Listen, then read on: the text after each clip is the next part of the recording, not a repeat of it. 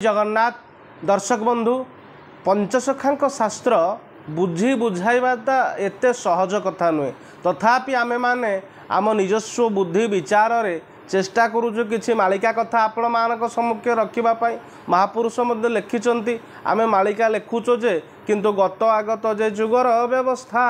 समस्त को जना नाही जे जानिब से ही जाति स्मर हेब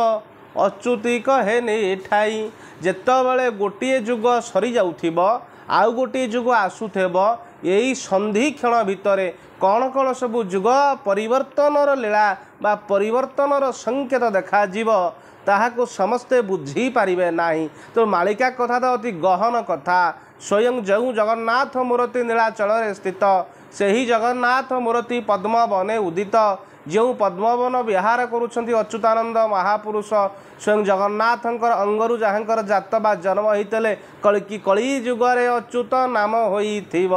कलकी पुरुष संगे खेल से खेलिब कहले कली जुगरे अच्युत नाम होइथिब कलंकी पुरुष संगे खेल से खेलिब। आपण मानकर बहुत दर्शक मानकर कथा जे शारदा बाबा कहितेले दिल्ली रे आसीब किए दिल्ली रे नरेंद्र मोदी आसीबा आसिले किंतु ओडिशा रे नवीन पट्टनायक आसिले नाही। आज्ञा आपण आमे कहिचु ठीक किंतु आपणकर हुए तो बुझीबार किछि त्रुटि विच्युति टिके रही छोट छोट कथा जे शारदा बाबा कहिले ओडिशा रे नवीन पट्टनायक आसीबा आसी पारिला नाही ओडिशा रे नवीन पट्टनायक आसी नाही नवीन पट्टनायक दुईटी जगह इलेक्शन लड़ीते आज से शिव भाई प्रश्न उत्तर रखा जाए कहूँ किंतु शारदा बाबा कथा अनुसार तांकर गणना अनुसार बीजेडी गवर्नमेंट न आसिले नवीन पट्टनायक आज्ञा जीति ना हारी नवीन पट्टनायक जीति कहीं महापुरुष लिखिते विवेकी होइब विजयानंद विराट नरेश जाने छंद बड़े ओडिशा रे धनी होइब बड़े कौशले उड़ाई नेब बड़े अपमान पाइजे बारण बेल को तारा पश्यप ओडिशा रे कीर्ति रखीजे जेतबेले समस्ते हारी जाइछंती से समय नवीन पने जीतिकी कीर्ति रखिंट नवीन पट्टनायक हारी जाई नाहंती मालिका रे नवीन पट्टनायक हारिले कोठू आमे तो कहतलु नवीन ओडिशा रे आसीबे नवीन जीतिबे नवीन जीति नाहंती नवीन जीति मालिका रे मध्ये आहुरी आश्चर्य पद लेखा अछि कहले दक्षिणु आसीबे तेलंगा दल पश्चिमु आसीबे सैन्य गहल कूलकु विहन होइबे सही सत्य कहिली रे ब्रज तनई दल दल होई विदेशी आसीबे स्वदेश करने दक्षिण दिगरु यहाँ होइब शुण रामदास तुही अच्युत लिखिले दक्षिणु आसीबे तेलेंगा बल बर्तमान देखंतु ओडिशा रे विभिन्न पद पदवी तेलेंगा माने अछंती घर द्वार अधिका तेलेंगा माने आसी जगह किणी घर करिसंती तेलेंगाना माने कॉन्ट्रैक्टरी करुथले तेलेंगाना माने ऑफिसर तेले कहले दक्षिणु आसीबे तेलेंगा दल पश्चिमु आसीबे सैन्य गहल कहे कूलकु विहन होइबे सही सत्य कहिली रे ब्रज तनई दल दल होई विदेशी आसीबे स्वदेश करने दक्षिण दिगरु यहाँ होइब शुण रामदास तुही आज कौन मालिकार पद सत्य है नहीं तेलेंगा लोक मैंने कौन अधिक तेलेंगार ऑफिसर तेलेंगार कॉन्ट्रैक्टर तेलेंगार बहुत व्यवसायी कौन ओडिशा को अधिका संख्यार माड़ी आसी ना तेणु दिल्ली रे ज्योतिष गणना हिसाब से दिल्ली रे मोदी आसी ओडिशा रे नवीन जीतिकी एकुटिया आसी नवीन जीतिकी एकुटिया आसी तेणु तेलेंगा माने आपण मैंने कहे तेलेंगार ऑफिसर तेलेंगार कर्मचारी तेलेंगार कॉन्ट्रैक्टर तेलेंगार व्यवसायी मतलब ओडिशा को अधिक संख्यार माड़ी आसुँच मालिकाटा तो आमे लिखी ना मालिका कथा पढ़ी आपण मान सम्मुखें आम कि तत्व को तथ्य थोचु तेणु आपण मैंने एत आक्रोशमूलक कहीदे शारदा बाबा कहीदे शारदा बाबा कह किए मुझे कहूँ मोर कथा नुहे आदि खंजी दाता तेणु ये मालिकार कथा कीर्ति रखा कथा अच्युत लिखिं आम लिखी ना तेणु सज्जन मालिका कथा हूँ बड़ गुप्त कथा गुपत मुकत करी तो नुह आचंबित टेबाणी चेतुआ भकत गोपत क्या बेलसु अच्छा जानी समस्ते आपको आज्ञा जानीपारे ना समस्ते बुझी बुझे पारा ना आम जे जहाँ बुझेदेबू ताहा जे 100% ठीक हे से कथा नुहे महापुरुष लिखिले 8 8 8 त्रिगुण रे भेट चिन्हा चतुर्वेदी तले अच्युत वचन च्युत हो हाथ मारे कपाले एमती समय आसब मालिकार जो प्रवचक माने मालिकार वक्ता माने मालिकार गवेषक माने जो तथ्यटी रखिथे ता भूल हो हाथ मारे कपाले बोली महापुरुष पर कथा निजे लिखिं तेणु महापुरुषंकर आउ गोटे पद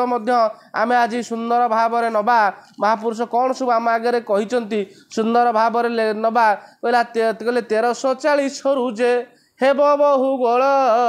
13ଟି ଟୋପିର ଭୋଗ ହେବ କଳି କାଳ 13 ଜଣ ଯେ ତର୍କ ଭାବେ ଅଛନ୍ତି ରହିଣ ଯେ ସବୁ ସେବେଳରେ 13 ହୋଇବ ପ୍ରକାଶ ହୋଇବ ମସିହା ଗୁପ୍ତ ସାଲ ଯେ ପ୍ରକାଶ ଏ କଥାଟି ମହାପୁରୁଷ ଲେଖିଛନ୍ତି। ଆକୁ ଭକ୍ତି ଦେବାନନ୍ଦ ଚ୍ୟାନେଲ ମାଧ୍ୟମରେ ଅନ୍ୟ କେତେବେଳେ ଆଲୋଚନା କରିବା। ତେଣୁ ଆପଣମାନେ ସମସ୍ତଙ୍କର ଗୋଟେ ଉତ୍ସାହ ଉଦ୍ଦୀପନା ମନରେ ଥାଏ ଶାରଦା ବାବା ଆସନ୍ତି ଚ୍ୟାନେଲରେ କିଛି ଆମକୁ ପ୍ରତିକାର ଦେବେ। ଆଜି ଯୋଡ଼ିଏ ପ୍ରତିକାର। ପ୍ରଥମ ପ୍ରତିକାର ବ୍ୟବସାୟୀ ବନ୍ଧୁମାନଙ୍କ ପାଇଁ ଯେଉଁମାନଙ୍କର ବ୍ୟବସାୟରେ ବାଣିଜ୍ୟରେ ବାରମ୍ବାର ହାନି ଘଟୁଛି ବ୍ୟବସାୟରେ ତନ୍ତ୍ରମନ୍ତ୍ର ଦୋଷ ଦେଖାଯାଉଛି ବିକ୍ରି କମିଯାଉଛି କିଏ ଯିଏ ଯେଉଁ ବ୍ୟବସାୟ କରୁଥାନ୍ତୁ ଲାଭ ମାନେ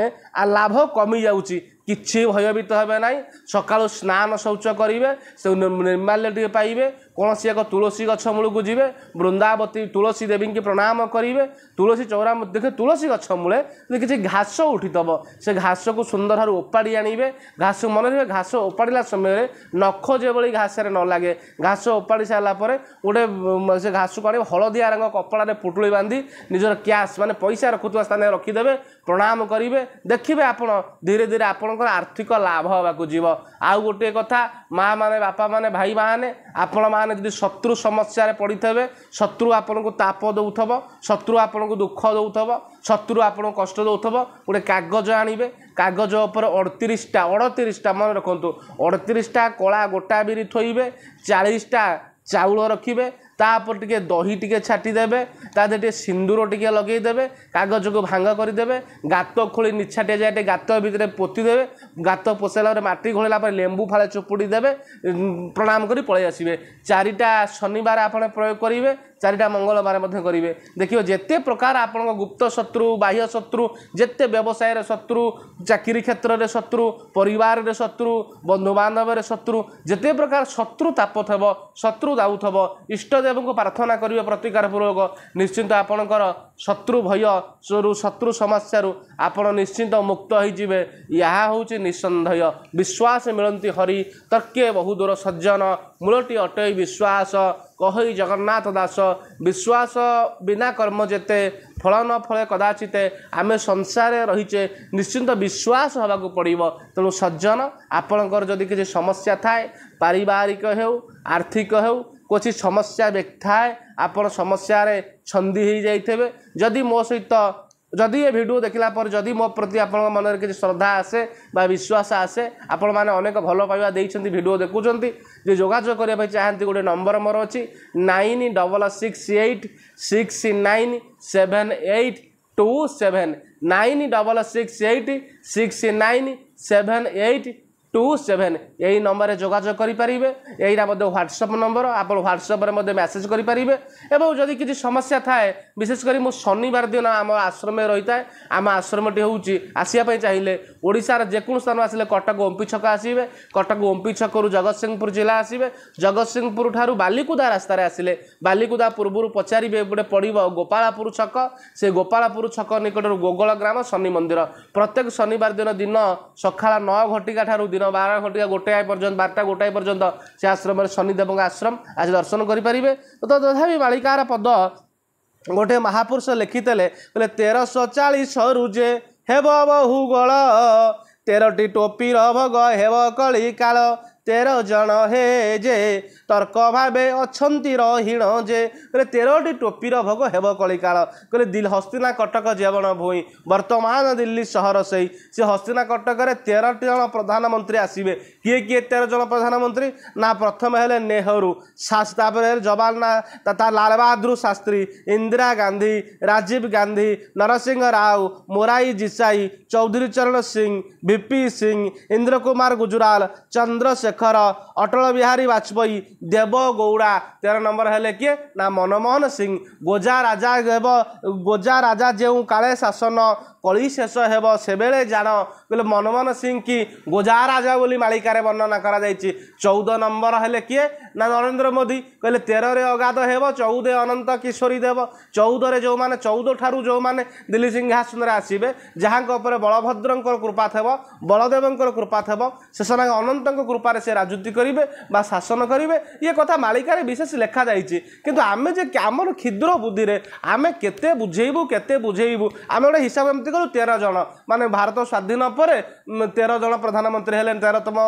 आमर मनमोहन सिंह 14 रे आसिले कि 15 रे ये जो कथा आम कहूचु तेणु आपण माने देखंतु आपण माने मालिका पढ़ंतु बुझंतु विचार करंतु आपण माने ज्ञानी आपण माने पंडित आपण देखि देकिरी खाली हाथ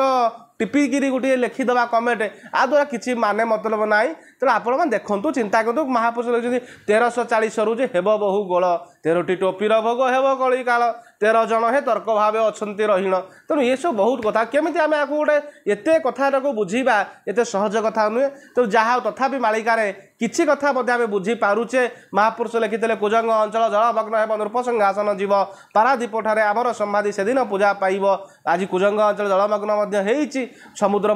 माड़ी आसी समुद्र किसी अंचल माड़ी आसूची देशर परिस्थिति विदेशर परिस्थिति जहाँ सब लिखिते किसी घटना घटुची आम अनुभव करुचे नाई मालिकार कथा सत्य सत्य सत्य कारण महापुरुष कहते कहले एथु आन जेबे होई बोम कथा तांकु सेना निंदा हेब बंशी रे मोहिबे बंशी बिन दुआ परीक्षा 13 ना महापुरुषंकर मालिका कथा तेणु आपण मैंने देखु आनंद नियंतु ये वीडियो को बारंबार शेयर करूँ आपण माने जानतु ये ओडिशा माटी रे एभली महापुरुष थे किसी भविष्य आगत भविष्य लिखिते जहाँ एभली 5 जन महापुरुष अन्य कौ राज्य वा देश एभली एक वक्ता निर्दिष्ट भाव में किसी कथा लिखि ना वर्तमान वैज्ञानिक माने कहले धीरे धीरे शीतर प्रकोप माने ए वर्ष अधिक हेब किंतु मालिकार अच्युतानंद महापुरुष लिखिं चारि दिग जाक अंधार होइब उत्तरु बहिब हिम 4 दिन मध्य पृथ्वी नाश जीव अग्निकुंड न मानिब कहले 4 दिग जाक अंधार होइब उत्तरु बहिब हिम उत्तर रे अछि हिमालय से हिमालय हिम अर्थ हिमालय बहिब शीत प्रबल मात्रा हेब कहले 4 दिग जाक समुद्र लहड़ी अधे अधे जीव माड़ी दिहुड़ी पराए तारागुण माने शून्य रु पड़ब छाड़ी जिड़ी केन्द्रापड़ा राजनगर अंचल रे समुद्र माड़ी आसी आपण नेट रे सर्च करंतु 7 भाइया गाँ जो गाँ ना को तपईर गाँ बोली कह जाए तपईर 7 जन भाई जो व्यवसाय करने जाऊे जो गाँव ग्राम देवता जो मंगल चंडी सी मंदिर आज ध्वस्त आज से ग्राम को सरकार स्थानांतरण कर 4 दिग जाक समुद्र लहड़ी अधे अधे जीव माड़ी समुद्र कूल लंघन कर ये हूँ सूचना बर्तमान वैज्ञानिक कहते बात्या हेब तो अच्युतानंद मालिका लिखिं कहले बाला वृद्ध अंके बतास हेब जल पवन बतास बहिब कहले बाला वृद्ध राजा किए जो गजपति दिव्य सिंह देव राजा 1970 मसीह राजगादी लाभ करते किंतु कहले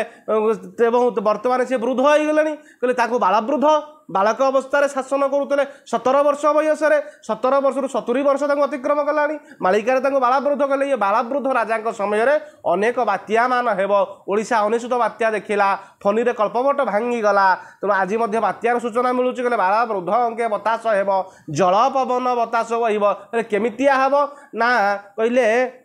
कहले पवन सुअ छुटिब मितणी रात्र दिवस बरसिब पानी